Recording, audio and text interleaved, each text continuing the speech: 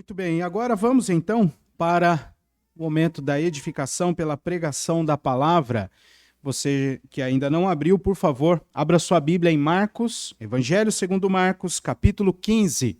E hoje nós vamos ler do verso 16 ao verso 32, dando continuidade à nossa série de mensagens. E assim diz a palavra do nosso Deus.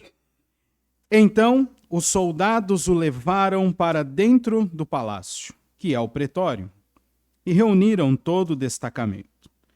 Vestiram-no de púrpura e, tecendo uma coroa de espinhos, lhe a puseram na cabeça.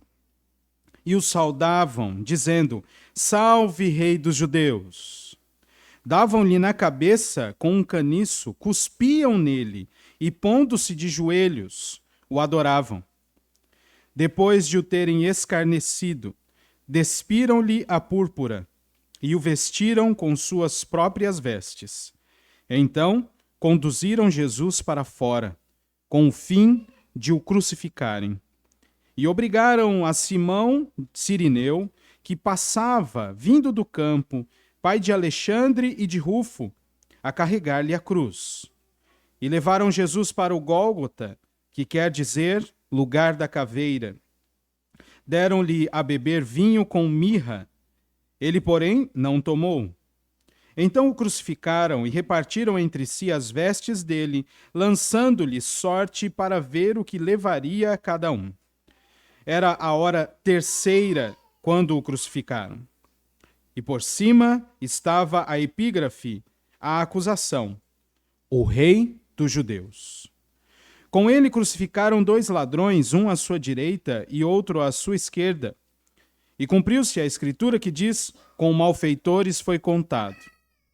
Os que iam passando blasfemavam dele, meneando a cabeça e dizendo: Ah, tu que destróis o santuário e em 3 dias o reedificas, salva-te a ti mesmo, descendo da cruz. De igual modo, os principais sacerdotes com os escribas, escarnecendo entre si, diziam: salvou os outros, a si mesmo não pode salvar-se. Desça agora da cruz o Cristo, o Rei de Israel, para que vejamos e creiamos. Também os que com ele foram crucificados o insultavam. Até aqui a palavra do Senhor, vamos orar mais uma vez?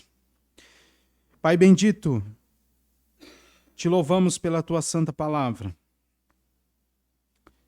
E ler estes trechos sobre a crucificação de Jesus causam em nós muita tristeza. Mas te pedimos, Senhor, que tu nos dês a clareza necessária para que, além deste impacto de tristeza, sejamos impactados pela tua graça maravilhosa, porque foi mediante a estes sofrimentos que Cristo Jesus nos libertou do império das trevas, sofrendo Ele mesmo em nosso lugar, para que nós todos fôssemos justificados pelos méritos dele e pudéssemos agora ouvir a tua doce voz. Fala-nos neste momento, ó Pai, nós te pedimos, em nome de Jesus. Amém. Irmãos, na semana passada nós meditamos sobre o Evangelho da Cruz. E hoje vamos meditar sobre outro aspecto que a cruz nos mostra. O Salmo 1 diz que bem-aventurado é aquele que não se assenta na roda dos escarnecedores. Mas e quando se é o motivo do escárnio? O que fazer? Qual deve ser a nossa reação? Vez por outra, nós somos lembrados pelas Escrituras que nos esquecemos o quão intenso foi o sofrimento da cruz. E nós não podemos nos esquecer disso, porque é por meio destes sofrimentos que o povo de Deus foi salvo. Nós sabemos que não podemos nos assentar na roda dos escarnecedores, mas Cristo foi o motivo do escárnio. E nos parece que muitas vezes esquecemos desta impactante verdade. Como na semana passada meditamos sobre a cruz, mas o evangelho da cruz hoje, nós vamos ver o sofrimento da cruz. É o tema central da mensagem de hoje. O sofrimento da cruz envolve, do verso 16 ao verso 21, tortura. Do verso 22 ao verso 26, crucificação. E do verso 27 ao verso 32, insultos. Tortura, crucificação e insultos. Este é o sofrimento da cruz, que pela graça bendita do nosso Deus, nenhum de nós precisará passar. Porque Cristo já passou. Agora, fica sempre o alerta para dois grupos. Aqueles que creem estão libertos deste sofrimento. Aqueles que não creem passarão a eternidade sofrendo os horrores, sem a presença e sem as bênçãos do nosso Deus. Então, diante do sofrimento da cruz, que eu e você terminemos o culto de hoje mais cônscios da nossa necessidade da cruz e, ao mesmo tempo, a seriedade que é viver a vida do Evangelho. Vamos ao texto? O texto nos ensina que Jesus foi crucificado em meio à zombaria, blasfêmia, insultos, tanto dos judeus como dos gentios, vivendo a vontade do Pai para a salvação do seu povo. O que é curioso é que estes atos realizados aqui devem causar em nós aquele sentimento de asco, mas também um sentimento, às vezes, de ira, de tal maneira que o Senhor Jesus Cristo foi tratado naquele lugar, naquele dia.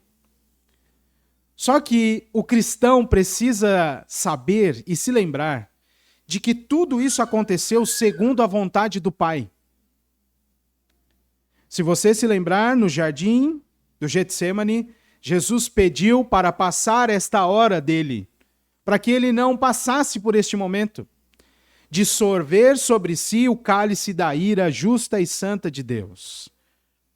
Então, ao mesmo tempo em que nós olhamos e somos impactados por estas cenas, o nosso coração precisa jubilar no fato de que Cristo foi obediente até o fim. E mesmo sofrendo estas coisas, isto era parte da vontade de Deus para o seu povo. E somente Cristo poderia nos substituir nesta ação. Olhando para este texto também, e aqui eu vou tomar as palavras de um irmão nosso chamado William Hendrickson, porque eu até tentei escrever algo melhor, mas ele foi melhor do que eu. Quando nós olhamos para esse texto e vemos a condição que a queda traz sobre os homens. E ele diz o seguinte: quão obscura é a mente do homem, quão depravado é o coração do homem. Uma crueldade infernal é demonstrada aqui nesse texto. O sadismo sem limite triunfa. E que triunfo vazio! Um triunfo que torna a alma do triunfante mais miserável do que nunca. Quão fiel é a palavra do Senhor! O que tinha sido profetizado está sendo cumprido. Salmo 22, como nós lemos na liturgia, Isaías 53, como lemos no domingo passado, Marcos capítulo 10, verso 34. Esse próprio fato deve ter trazido conforto ao coração e à mente de Cristo. Quão eternos são os propósitos de Cristo. Ele sofreu tudo sem reclamar. Ele fez isso porque sabia que estava realizando a obra do Pai e lhe deu para fazer. Porque a nossa vida só tem sentido por causa desta obra de Cristo. Ele que se tornou pobre para que por meio da sua pobreza nos tornássemos ricos. Um simples ato de açoitar e levar para a crucificação foi tornado num momento de puro sadismo, num momento de crueldade total. Veja o texto que está diante de você. O versículo de número 16 demonstra que os soldados levaram Jesus para dentro do pretório e reuniram todo o destacamento. Meus irmãos, o sofrimento da cruz demonstra que Cristo foi torturado durante horas. Se você se lembrar, Jesus está sob a custódia de Pilatos há bastante tempo, pelo menos algumas horas. Porque depois de ser entregue pelo Sinédrio, no início do capítulo 15, agora Cristo fica sob a custódia do Império Romano, através do governador Pôncio Pilatos. E os outros evangelhos nos mostram que esse tempo durou um pouco além da conta, porque ao saber que Jesus era de uma região de Israel, Pilatos pega Jesus e manda para Herodes. Herodes devolve Jesus para Pilatos. E depois Pilatos ainda interroga Jesus mais uma vez. E aí, só então aí é que ele passa para esta cena do pretório, para ser preparado para a crucificação. E que preparação era esta? Nós vimos na semana passada, açoites. Já como preparação para desidratar o condenado, para ele já ir cambaleando para a cruz e não sobreviver longo tempo pregado ali. Então, naquele lugar, geralmente, este pretório, e era costume dos impérios antigos, dominar em províncias. E no palácio onde o rei que foi dominado vivia antes deste avanço, é que era montado o palácio do governador da província. Então, Pilatos está num dos palácios de Jerusalém, muito provavelmente no palácio de um rei anterior. E aí é ali que todo o destacamento é reunido. Meus irmãos, a palavra que aparece para nós é a palavra que não aparece para nós na tradução do português. Quando você lê no verso 16, destacamento, é a palavra que aparece em outros evangelhos, a palavra coorte. A palavra coorte indica um destacamento do exército que poderia variar entre 500 e 1.000 soldados. E estes, de 100 em 100, eram repartidos. Daí vinha a função do centurião. Um deles até se converteu ao evangelho. Nós lemos em Atos capítulo 10, o Cornélio. Mas note que era muito soldado neste momento. Porque às vezes a gente pensa que são poucos. Os filmes, às vezes, até mostram poucos soldados. Porque pagar muito figurante deve custar caro. Mas entre 500 e 1.000, pode estabelecer uma média, vai ser muito do mesmo jeito. E ali todos eles reunidos. Claro que um ou outro deve ter tomado as frentes, mas no momento em que eles passam diante de Jesus, se ajoelhando e sendo sarcásticos com Jesus, dizendo salve rei dos judeus, muito provavelmente todo o destacamento fez isso. Quanto tempo isso durou? Vamos nos lembrar que Jesus já havia sido açoitado.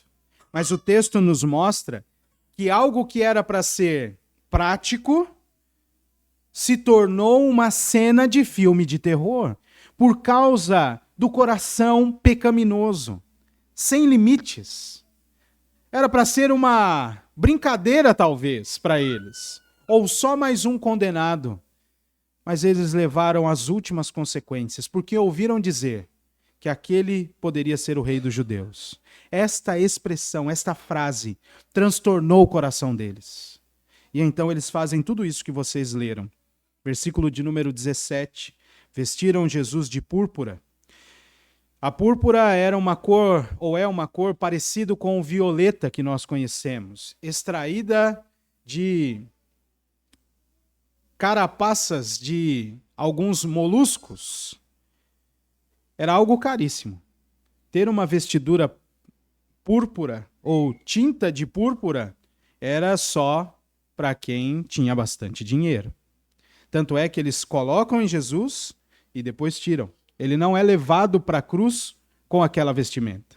Era muito caro. E então, como quem de fato está coroando um rei, eles lançam este manto de honra e caríssimo sobre Cristo. Por isso que eu disse, a coisa aqui foi exponenciando no terror. Jesus foi torturado. Pastor, o senhor está minimizando o açoite? Não estou minimizando o açoite. Quem já apanhou de vara aqui tem uma mínima ideia do que poderia ser. Uma mínima ideia. Eu não estou minimizando o açoite.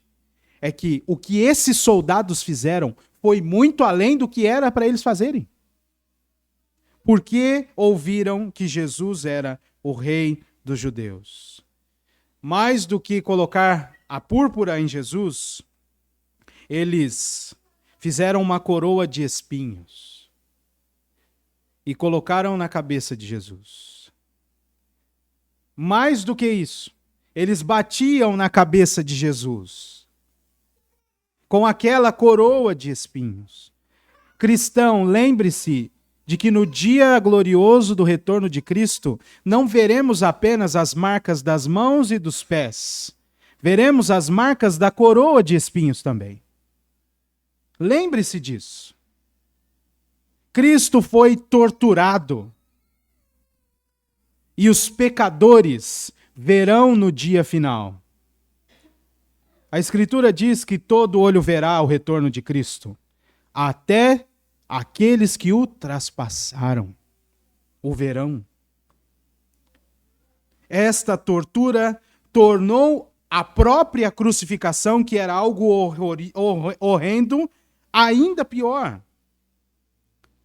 Cristo, então, coroado pelos homens, com as ferramentas e com as ideias dos homens, depois de tudo isso, ainda foi escarnecido por eles. Versículo de número 20. E só então foi conduzido à cruz. Note que para servir ao Senhor e fazer a vontade do Pai, todos os passos de Marcos 15 nos mostram Cristo sendo levado, Cristo sendo conduzido para cumprir o que o próprio Cristo disse. Eu tenho autoridade para entregar a minha vida e tenho autoridade para reavê-la. Ele é o bom pastor que dá a vida pelas ovelhas e foi sendo guiado por este horror todo. Então, o sofrimento da cruz de Cristo mostra que ele foi ridicularizado, ele foi torturado pelos guardas romanos. Ele já sabia e ele já havia sofrido muito pelos judeus. Lembre-se, no início do capítulo 15 e no finzinho ali ainda do 14, os próprios judeus do Sinédrio batiam muito em Jesus, cuspiam em seu rosto. O Evangelho de João ainda traz a informação de que após Cristo ter passado por toda esta sessão de tortura, Pilatos o reapresentou ao povo, coberto de púrpura e com a coroa de espinhos, dizendo que não havia encontrado mal nenhum em Jesus. Pilatos, como a gente diria em São Paulo, teve a manha de fazer isso. João capítulo 19, do 1 ao 16. Depois, ele entra com Jesus de novo. E aí, então, Jesus é conduzido à cruz.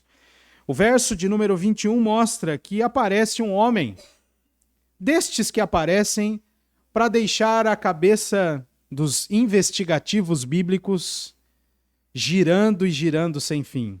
Quem é o Simão Cirineu? Eu só tenho essa resposta do verso 21. Ele era pai de Alexandre e de Rufo. O pastor vai falar mais nada? Não sei. Eu vou fazer a mesma amarração que os nossos irmãos do passado vêm fazendo ao longo do tempo.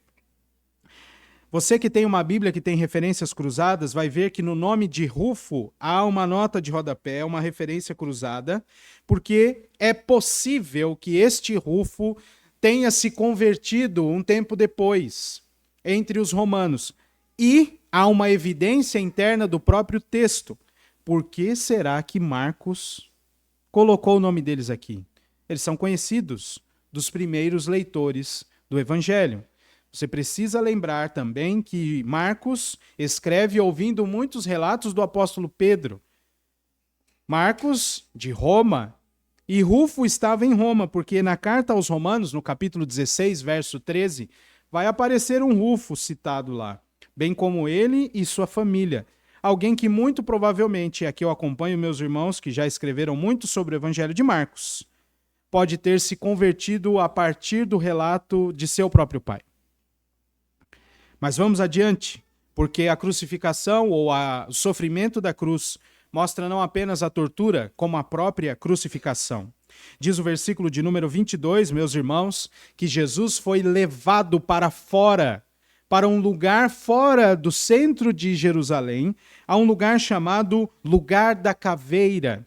E assim também, mesmo que eles não soubessem o que estavam fazendo, ou nem tivessem na cabeça a extensão de suas ações, até fazendo isso, eles estavam cumprindo a vontade de Deus.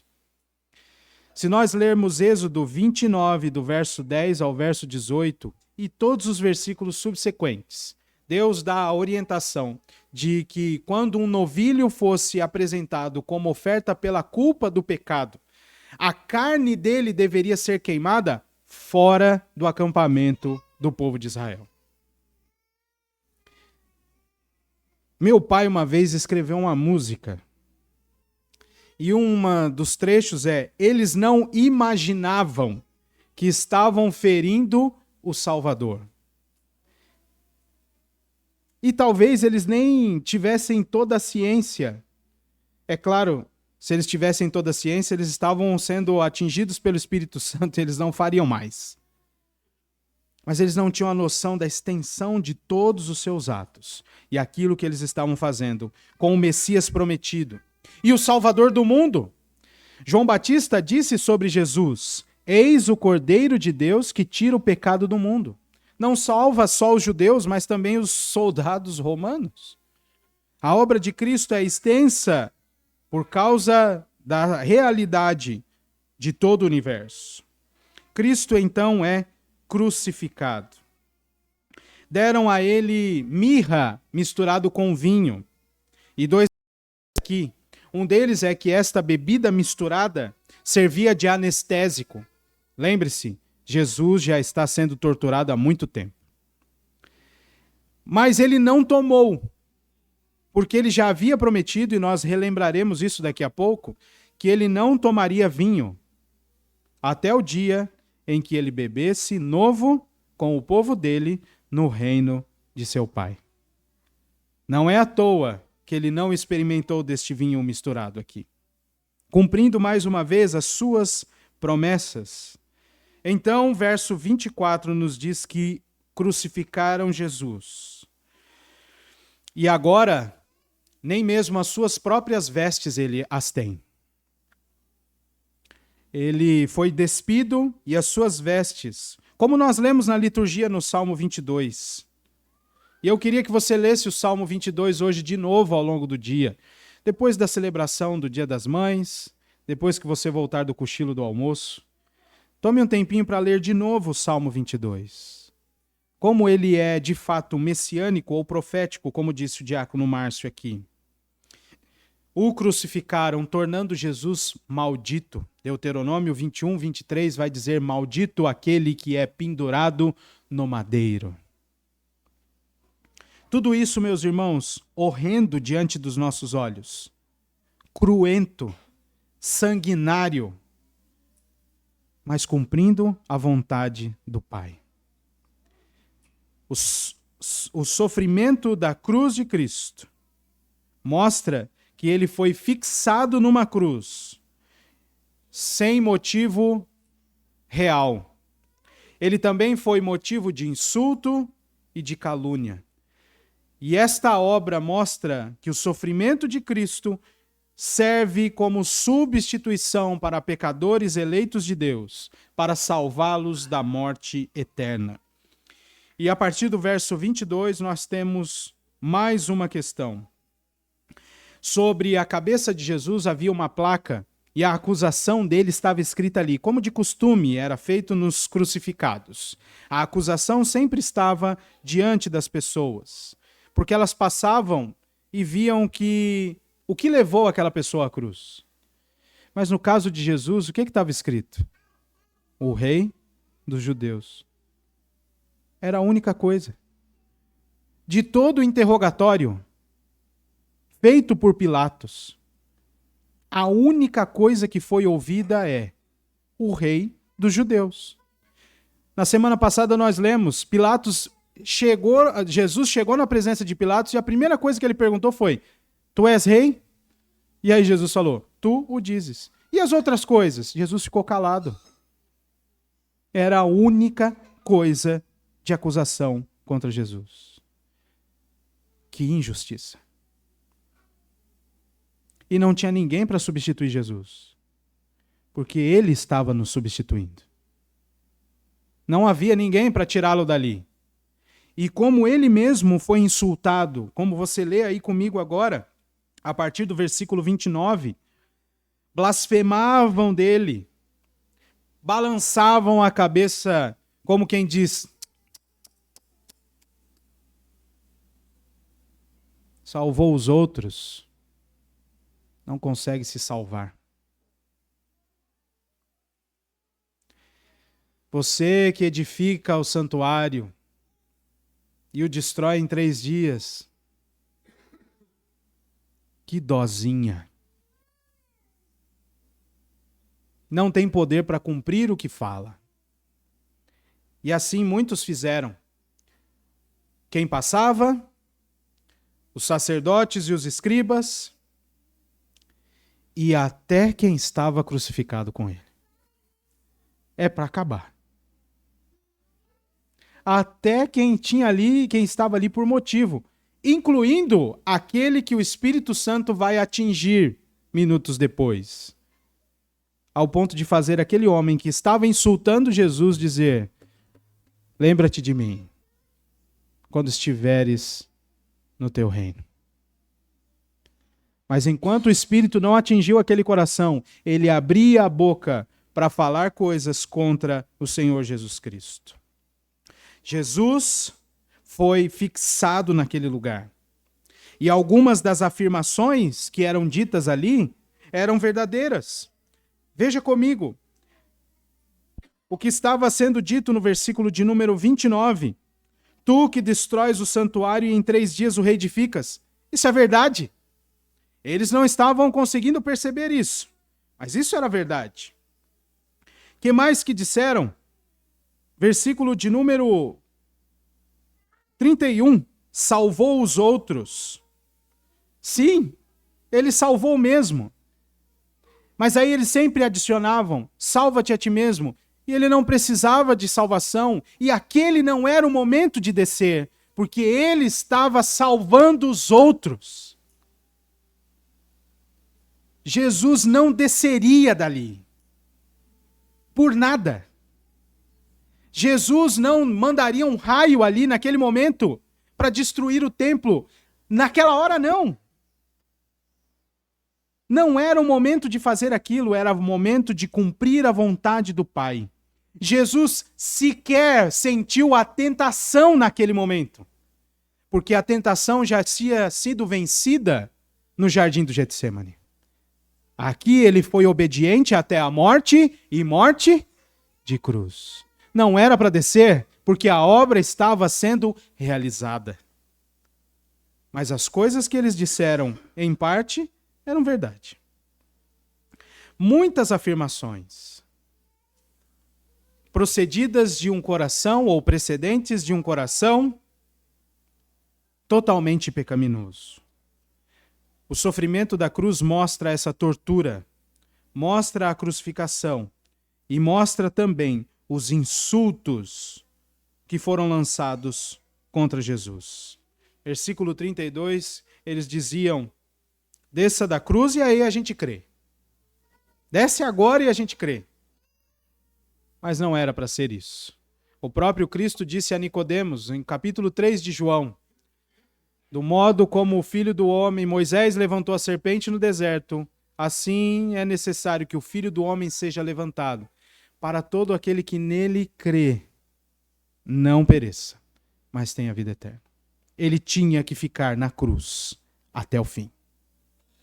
Este é o sofrimento da cruz de Cristo. Irmãos, caminhando para o fim, as aplicações de hoje são diferentes. São algumas perguntas. Porque ler esse texto, estudar esse texto, e os seus semelhantes, Mateus e Lucas, bem como o relato que existe no Evangelho segundo João, é muito desconfortável. E ler isso fora do período da Páscoa é mais desconfortável ainda. Porque na Páscoa você já está com aquele sentimento. É a Páscoa mesmo. Talvez você já viu alguma procissão perto da sua casa. Esse ano não fizeram, mas no outro, 5 da manhã, andaram a Quarta Avenida inteira com uma Kombi. Um som alto. Eu fui acordado com aquilo lá, eu sei lá o que era. Aí depois eu vi o que era. Mas tratar disso fora da Páscoa, isso mexe com a gente. Tem que tirar a gente do lugar de conforto. Então, aqui vão algumas perguntas. O que a crucificação de Cristo significa para você? Mas pense bem, e eu vou te ajudar a pensar. Talvez após revisitar esse texto, você tenha respostas mais assertivas e esteja sentindo o peso destas imagens aqui.